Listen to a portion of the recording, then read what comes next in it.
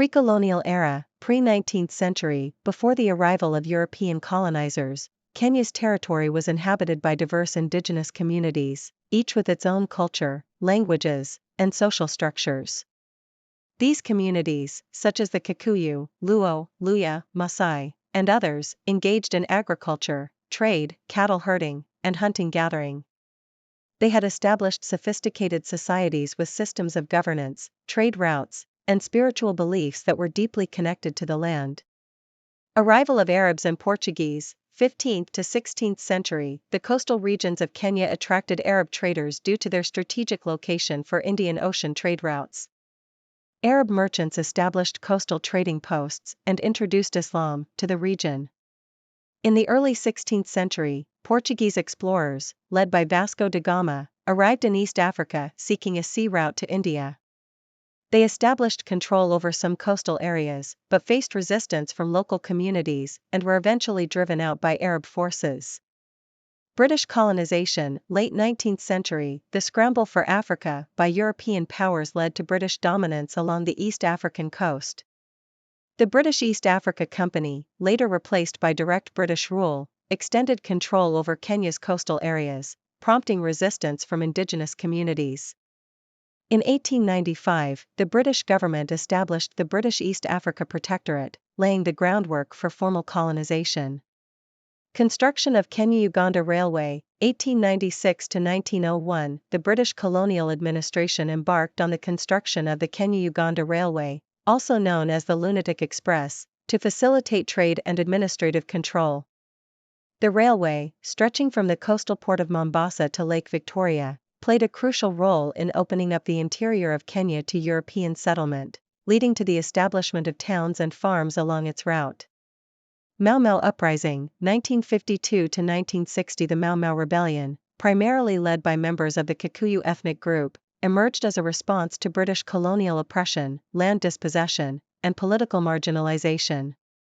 The rebels, organized under the Mau Mau movement, waged a guerrilla war against British forces and colonial settlers, demanding independence and land reform. The uprising was brutally suppressed by the British, resulting in widespread human rights abuses and casualties on both sides. Independence, 1963. Kenya achieved independence from British colonial rule on December 12, 1963, with Jomo Kenyatta, a prominent nationalist leader, becoming the country's first prime minister. The attainment of independence marked the end of decades of colonial domination and symbolized a new era of self-governance and nation-building for the Kenyan people. One-party rule, 1963 to 1991. Following independence, Kenya's political landscape was characterized by the dominance of the Kenya African National Union, KANU, led by Jomo Kenyatta. KANU established a one-party state, consolidating power in the hands of the ruling elite and suppressing opposition voices. The era was marked by political repression, censorship, and the centralization of authority within the presidency. Death of Jomo Kenyatta, 1978. The death of Jomo Kenyatta in 1978 marked the end of an era in Kenyan politics.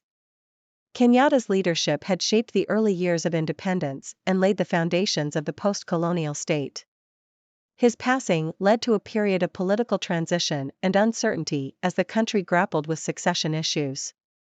Shift to multi-party democracy, 1991. Growing internal pressure for political reforms, coupled with international calls for democratization, prompted President Daniel Arap Moi to repeal the ban on multi-party politics in 1991. The reintroduction of multi-party democracy opened up political space, allowing for the emergence of opposition parties and competitive elections. 1992 and 1997 elections. The 1992 and 1997 general elections marked significant milestones in Kenya's transition to multi-party democracy. However, both elections were marred by allegations of electoral fraud, voter intimidation, and violence, raising concerns about the credibility and fairness of the electoral process. 2002 election. The 2002 presidential election saw Mwai Kibaki, the candidate of the National Rainbow Coalition, NARC, emerge victorious, ending Daniel Arap Moi's 24-year rule. Kibaki's election ushered in a new era of coalition government and raised hopes for political and economic reform. Post-election violence, 2007 to 2008. The disputed outcome of the 2007 presidential election, which was marred by allegations of rigging, sparked widespread violence and ethnic clashes across Kenya. The violence, which claimed the lives of thousands of people and displaced hundreds of thousands more, exposed deep-seated ethnic tensions and highlighted the fragility of Kenya's political landscape. New Constitution, 2010. In 2010, Kenya adopted a new constitution through a referendum, marking a significant milestone in the country's constitutional and political history. The new constitution aimed to decentralize power, strengthen institutions, promote the rule of law, and protect human rights. It introduced a system of devolved government, creating 47 counties with elected governors and assemblies. International Criminal Court (ICC) cases, 2011. Following the post-election violence of 2007 to 2008, the International Criminal Court (ICC) indicted several Kenyan leaders, including President Uhuru Kenyatta and Deputy President William Ruto, for their alleged roles in orchestrating violence. The ICC cases drew international attention and raised questions about accountability and justice in Kenya. Devolution, 2013. Kenya implemented its new devolved system of government following the 2013 general elections, in which Uhuru Kenyatta was elected president. The devolution process aimed to decentralize power and resources, promote local participation in decision-making, and address regional disparities in development. Each of the 47 counties gained autonomy in managing its affairs, including budgeting, infrastructure development, and service delivery. 2013 and 2017 elections. The 2013 and 2017 general elections were significant in Kenya's democratic journey, with Uhuru Kenyatta winning the presidency in both contests. However, both elections were marked by allegations of irregularities, voter manipulation, and disputes, leading to protests, legal challenges, and a polarized political environment.